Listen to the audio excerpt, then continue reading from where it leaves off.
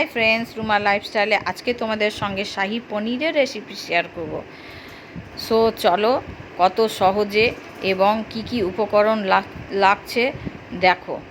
কত সহজে আমি তৈরি করে নিচ্ছি দেখো। প্রথমে আদা, রসুন, টমেটো আর পেঁয়াজ কুচি, আর এইদিকে কাজু, শুকনো লঙ্কা, কিছু গরম মশলা, দারচিনি, ছোট এলাচ, বড় এলাচ, লবঙ্গ এবং গোলমরিচ, এগুলো সব লাগবে। একটা কড়াইয়ের মধ্যে রিফাইন তেল দিয়ে ওগুলো সব উপকরণগুলোকে ভেজে নিতে হবে।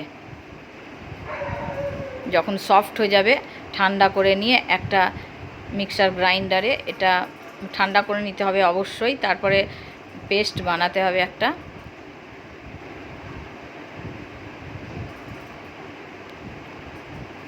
আমরা রেস্টুরেন্টে যেটা কত কস্টলি কিনি সেটা বাড়িতেই খুব সহজেই তৈরি করে নেওয়া যায়। তোমরা বাড়িতে তৈরি করবে। এই দেখো দিয়ে দিলাম, তারপর এই সব মিক্সারগুলো দিয়ে দিলাম, দিয়ে তারপরে দই দিয়ে একটা স্মুথ ব্যাটার তৈরি করব।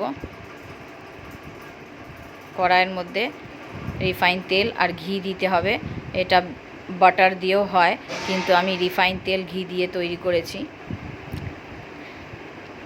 তারপরে গরম মশলা অ্যাড করতে হবে ওর মধ্যে, তেজপাতা আর দারচিনি দিয়ে ওই স্মুথ পেস্টটা দিয়ে দিতে হবে।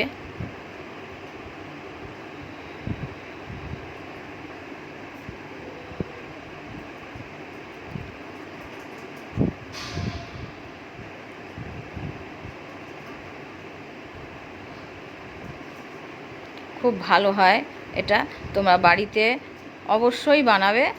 আর তোমাদের আশা করি তোমাদের এই শাহি পনিরটা খুবই ভালো লাগবে খেতে।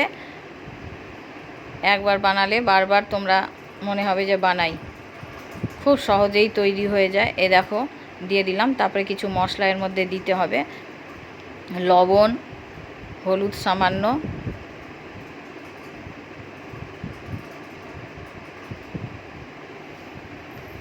ধনে গুঁড়ো, কাশ্মীরি লঙ্কার গুঁড়ো,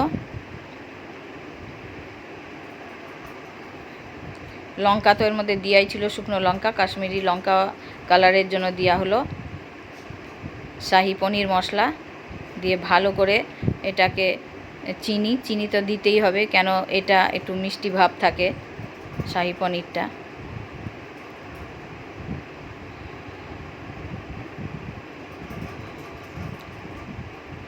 এটা নাড়তে হবে একটু। যখন এর থিকনেসটা কমে যাবে তখন এর মধ্যে কাঁচা দিতে হবে। পনিরটা ভাজলে হবে না, কাঁচাই দিতে হবে। এই দেখো থিকনেসটা কতটা কমে গেছে। তারপরে পনিরটা দিয়ে কিছুক্ষণ নাড়তে হবে। আমি আগের থেকেই ওই দুধের সরটা উঠিয়ে একটা স্মুথ পেস্ট তৈরি করে নিয়েছিলাম, ওইটা দিতে হবে। এ দেখো শুকিয়ে গেল, অনেকটাই শুকিয়ে গেছে।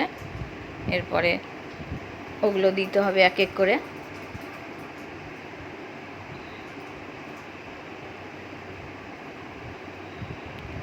এই দেখো মালাইটা, দুধের মালাইটা।